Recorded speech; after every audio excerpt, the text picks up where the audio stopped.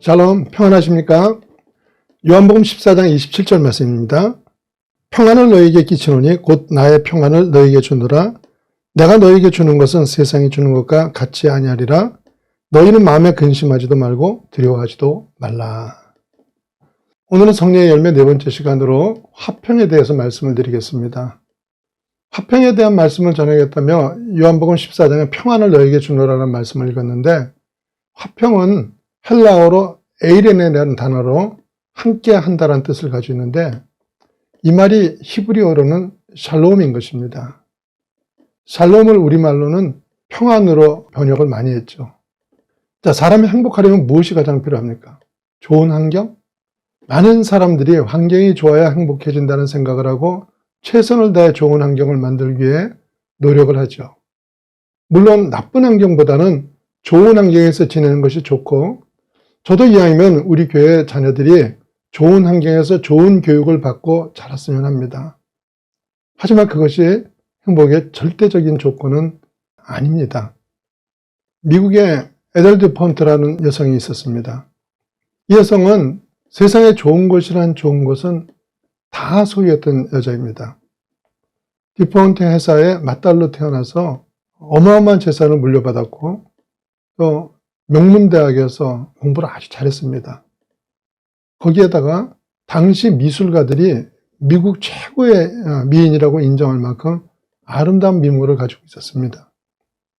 그녀는요, 루즈벨트 대통령의 셋째 아들과 결혼을 해서 미국의 가장 존경받는 대통령의 며느리가 됐습니다. 그러니까 에델 듀퐁의 인생은요, 누가 봐도 세상 모든 사람이 부러워할 만한 그런 인생이었습니다.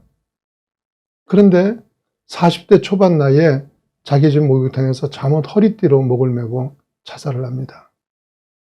모든 것을 다 갖췄는데 왜 자살을 합니까? 문제는 마음이었습니다. 환경은 완벽했지만 마음의 평안을 얻지 못하자 그 좋은 환경이 다 소용이 없었던 것입니다. 사람이 행복하려면 무엇보다도 마음의 평안이 있어야 합니다. 좀 못 가져도 좀 작은 집에 살아도 마음이 편한 사람이 행복한 사람입니다. 그렇다면 이 평안은 어떻게 얻을 수 있습니까? 잘 아시겠지만 평안은 환경에서 오는 것이 아니고 관계에서 오는 복입니다. 돈 보따리를 싸놓고도요, 관계가 평화롭지 않은 사람은 행복하지 않습니다. 부부가 화평하지 않으면 아무리 좋은 집에 살아도 지옥입니다. 직장도 마찬가지예요. 아무리 많은 돈을 받아도 인간관계에 문제가 생기면 견디기 힘들어집니다. 교회도 사람관계에 문제가 생기면 은혜를 잃어버리고 불편하게 되는 것입니다. 이런 식으로 사람이 행복하려면 어떤 관계이든지 관계가 좋아야만 하는데, 그 관계 가운데서도 가장 중요한 관계는 바로 하나님하고의 관계입니다. 그분이 창조하시고 그분이 운행하시는 세상에 살고 있으면서 그 주인 되신 하나님과의 관계가 좋지 못하고는 행복할 재간이 없는 거예요. 그래서 구원받은 우리는 그 하나님과 화평의 관계가 이미 열려 있는 사람들입니다. 그래서 로마서 5장 1절 말씀입니다. 그러므로 우리가 믿음으로 위롭다 하심을 받았으니 우리 주 예수 그리스도로 말미암아 하나님과 화평을 누리자. 우리가 믿음으로 위롭다 하심을 얻었은즉, 믿음으로 구원받았다는 말이죠. 그런즉 우리 주 예수 그리스도로 말미암아 화평을 누리자. 그러니까 구원받은 우리가 누릴 현재적인 복은요, 바로 하나님과 화평을 누리는 것이라는 겁니다. 예수 그리스도로 인한 미래적인 복은 천국이나 영생이고요, 현재적인 복은 우주를 운행하시는 하나님과 화평을 이뤘다는 거예요. 이건 엄청나게 중요한 일입니다.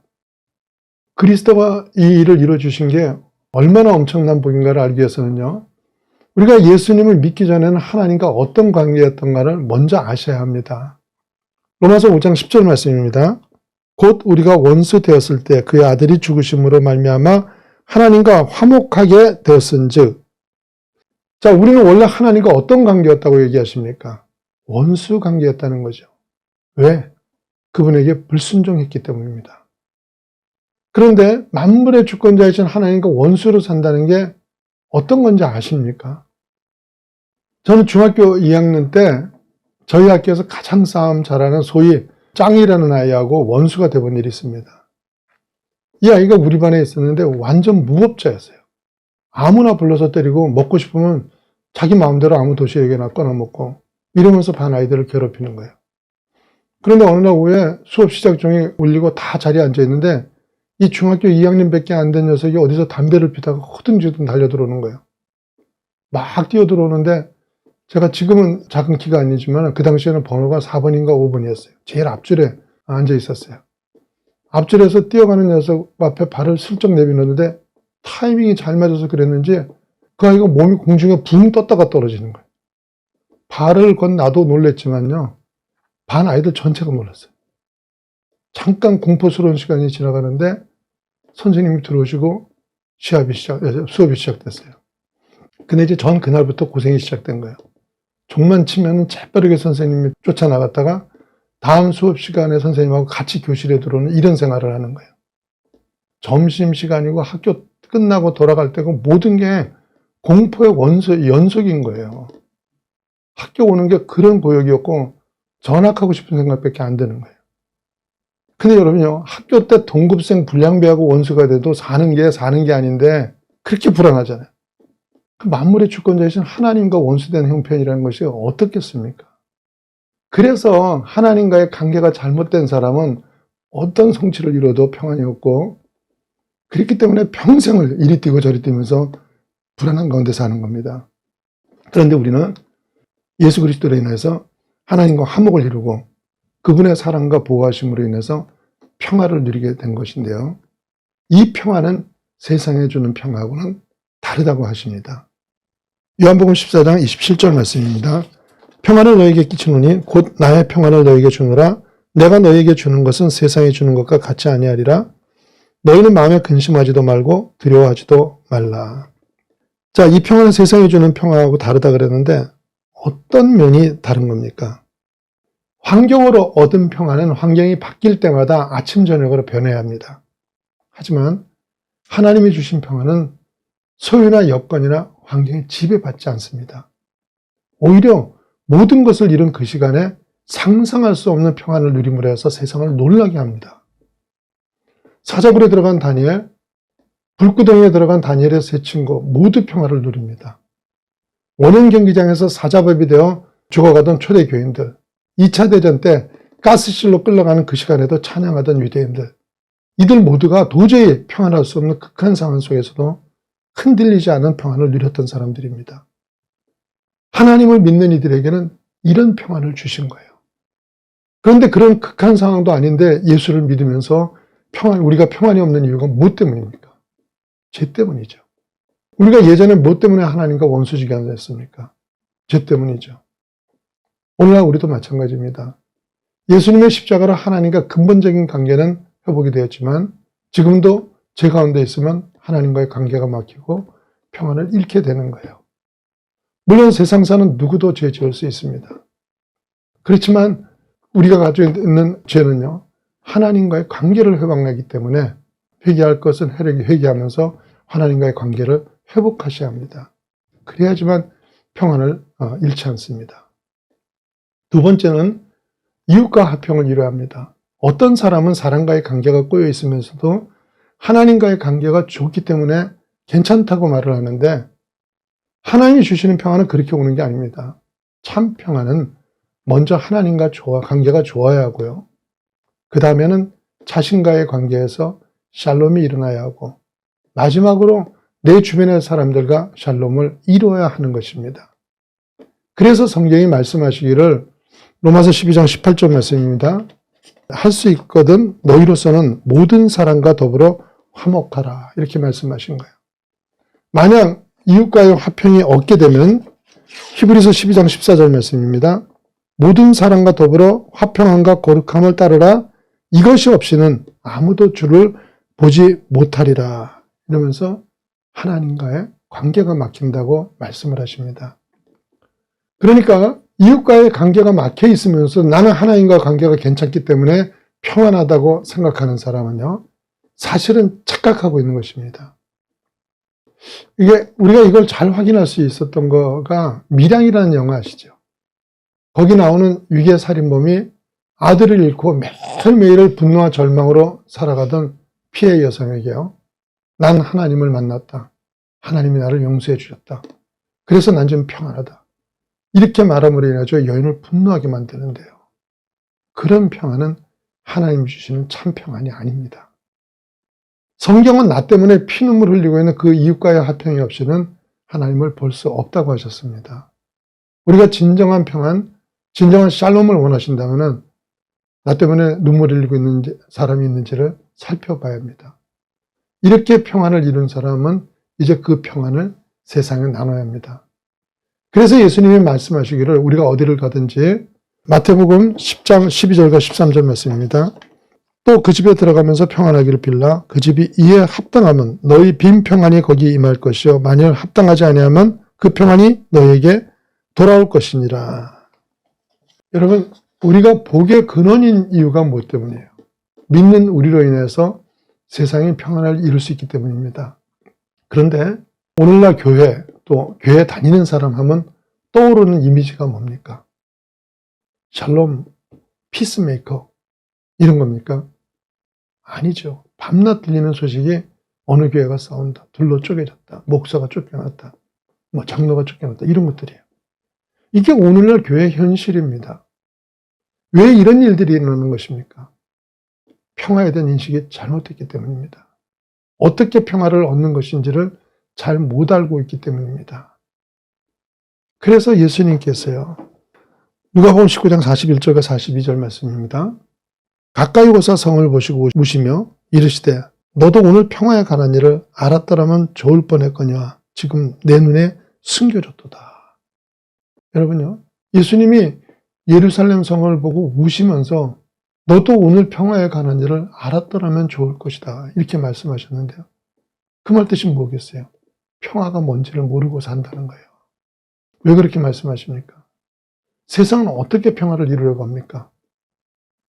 세상은요, 남보다 힘을 키우고 실력을 갖추고 돈을 모음으로써 나의 평화를 굳건하게 지키려고 합니다. 그런데 사실 이건 평화를 이루는 것이 아니라 이것 때문에 싸우고 전쟁하는 거 아닙니까? 평화는 그렇게 얻는 것이 아닙니다. 진정한 평화는 예수 그리스도로 인하여 관계를 회복해서 이루는 겁니다. 그리고 그런 사람들이 바로 하나님의 자녀인 것입니다. 마태복음 5장 9절 말씀입니다. 화평하게 하는 자는 복이 있나니 그들이 하나님의 아들이라 일컬음을 받을 것이며 시각장애인이라는 핸디캡을 이기고 백악관의 정책 차관보까지 지내셨던 강용호 박사라는 분이 있습니다. 이분이 2011년 말에 췌장암 말기 진단을 받으시고 남은 시간이 한두 달밖에 되지 않는다는 이제 그 선고를 받았죠. 갑작스럽게 이런 선고를 받으시니까 얼마나 당황할 수 있습니까? 하지만 그는 그런 갑작스러운 사망 선고에도 평안을 잃지 않는 감동스러운 모습들을 주변에 많이 보여주셨습니다. 의사가 말하기를 수술에 성공하면 한 2년 정도 생명을 연장할 수 있다면서 수술을 권했는데 강용호 박사는 거절하셨고요. 자기 인생을 정리하기 시작했는데 이분이 당시에 지인들에게 보낸 메일에 쓰시기를 여러분이 저로 인해 슬퍼하거나 안타까워하지 않으셨으면 하는 것이 저의 간절한 바람입니다. 저는 누구보다도 행복하고 축복된 삶을 살아왔습니다. 끝까지 하나님의 축복으로 이렇게 한두 가지 주변을 정리하고 사랑하는 사람들에게 작별 인사를 할 시간도 허락을 받았습니다. 한 분 한 분 찾아뵙고 인사를 드려야겠지만 그렇게 하지 못하는 걸 너그럽게 이해해 주시기 바랍니다. 여러분으로 인하여 저의 삶이 행복했습니다. 감사합니다. 굉장히 많은 사람들이 편지 받았어요. 한 일주일 뒤에 어떤 신문에 이분에 대한 기사가 실렸는데 제목이 시한부에서 한 강용호 박사 가진 것 다 주고 떠나렵니다. 이런 기사가 있었어요. 그대로 읽어드릴게요. 강용호 박사가 그동안 받은 하나님의 은혜와 세상에서 받은 은혜에 감사하는 마음으로 25만 달러의 장학기금을 국제 로터리 재단에 희사했습니다. 강용호 박사는 40년 전인 1972년 국제 로터리 재단의 장학생으로 뽑혀 피츠버그 대학으로 유학을 올 수 있었던 것을 잃지 않은 것입니다. 그 외에도 남은 재산을 다 털어서 모교인 연대에 50만 불을 기증했습니다. 여러분요, 그가 이렇게 죽음 앞에 평안을 잃지 않고 자신의 삶을 한 가지 정리하면서 하나님으로부터 받은 은혜를 세상으로 흘려보낼 수 있었던 것은요, 바로 하나님과 화목했던 관계 때문입니다. 그런데 이 시대 교회나 교인들은 어떻게 평안을 얻으려고 합니까? 세상과 똑같지 않습니까? 세상과 똑같이 자기성을 쌓고 자기 것들을 모으고 그래서 돈과 실력으로 평화를 얻으려고 하지 않습니까? 이것 때문에 예수께서 너희가 뭐가 샬롬인지를 알았으면 좋겠다면서 눈물을 흘리신 겁니다. 여러분은 예수님을 춤추게 하고 계십니까? 아니면 눈물을 흘리게 하고 계십니까? 여러분의 평안의 뿌리는 어떤 것입니까? 사랑하는 여러분, 우리가 찾아야 할 평안은 세상에서 얻는 평안은 전혀 다른 평안인 것입니다. 요한복음 14장 27절 말씀입니다. 나의 평안을 너에게 주노라. 내가 너에게 주는 것은 세상이 주는 것과 같지 아니하니라. 이 평안을 받으셨습니까? 그리고 이 평안을 누리십니까? 그렇다면 이 평안을 세상에 나누시는 하나님의 아들과 딸이 되시기를 예수님 이름으로 축원합니다.